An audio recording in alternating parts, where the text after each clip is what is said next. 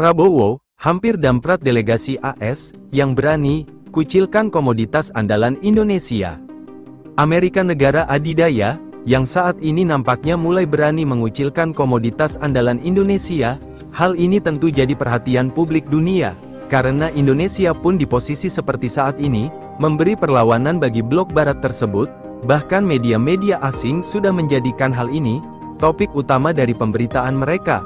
Maka dari itu, kita sebagai bangsa Indonesia tak boleh ketinggalan informasi yang akan kami sajikan. Mari kita kupas informasinya dari awal sampai akhir. Presiden terpilih Republik Indonesia, saat ini segala aktivitasnya tengah menjadi sorotan dunia. Indonesia di era Prabowo ke depan, menekankan akan lanjut hilirisasi di era kepemimpinan Presiden Prabowo.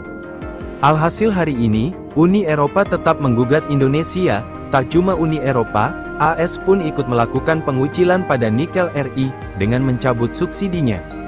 Menteri Pertahanan sekaligus Presiden terpilih, Prabowo Subianto mengungkapkan Uni Eropa gerah dengan kebijakan yang dikeluarkan Presiden Joko Widodo.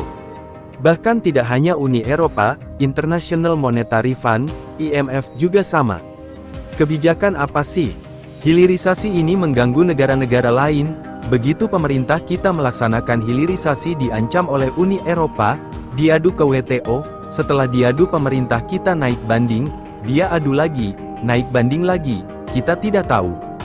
Tapi yang pasti mereka tidak suka kalau kita hilirisasi, ucap Prabowo saat menyampaikan gagasannya. Bukan hanya Uni Eropa yang melaporkan Indonesia ke WTO, IMF juga jengkel dengan kebijakan hilirisasi Indonesia.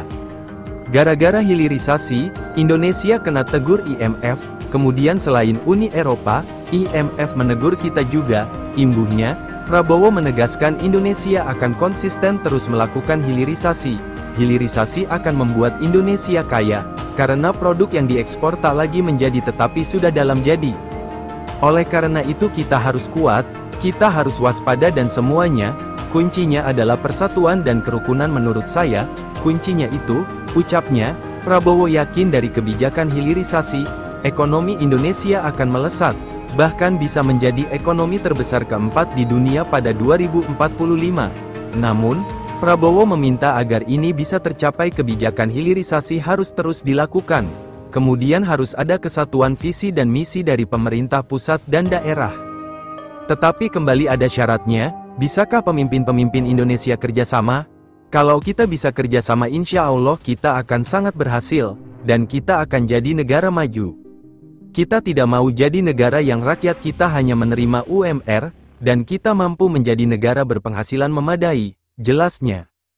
Prabowo Subianto menilai konsep hilirisasi yang digagas Presiden Joko Widodo, atau Jokowi menjadi modal penting untuk mencapai kesejahteraan negara. Bila terpilih menjadi presiden pada Pilpres 2024, ia menyatakan pemerintah akan melanjutkan kebijakan tersebut. Pasalnya, menurut Prabowo, dengan konsep hilirisasi, Indonesia mampu meningkatkan nilai ekonomi yang berlipat karena bisa mengekspor barang jadi.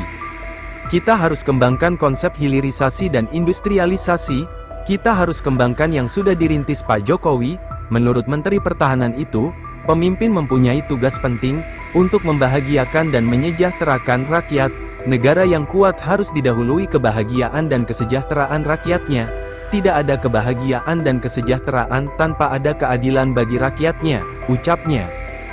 Dalam pandangannya, Indonesia berpeluang menjadi negara yang kuat, jika masyarakatnya bisa hidup rukun dan saling membantu satu sama lain. Bangsa Indonesia ini harus kuat, tidak boleh didikte sama bangsa lain. Karena itu kita semua harus rukun dan gotong royong, bersama-sama untuk menjadi negara kekuatan ekonomi keempat, katanya. Adapun hilirisasi merupakan kebijakan yang sering digaungkan oleh Presiden Jokowi. Sejak Januari tahun 2020, pemerintah secara bertahap menerapkan hilirisasi, dengan mengeluarkan larangan ekspor biji nikel. Kebijakan penghiliran ini telah terbukti meningkatkan ekspor produk olahan nikel, hingga lebih dari 200% pada tahun 2022.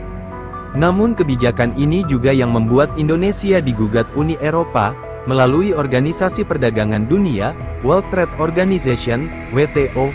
Meski begitu, Jokowi menilai tidak ada satu negara atau organisasi yang bisa menghentikan keinginan Indonesia melakukan hilirisasi, sebab hilirisasi diyakini bakal membawa banyak manfaat positif bagi negara.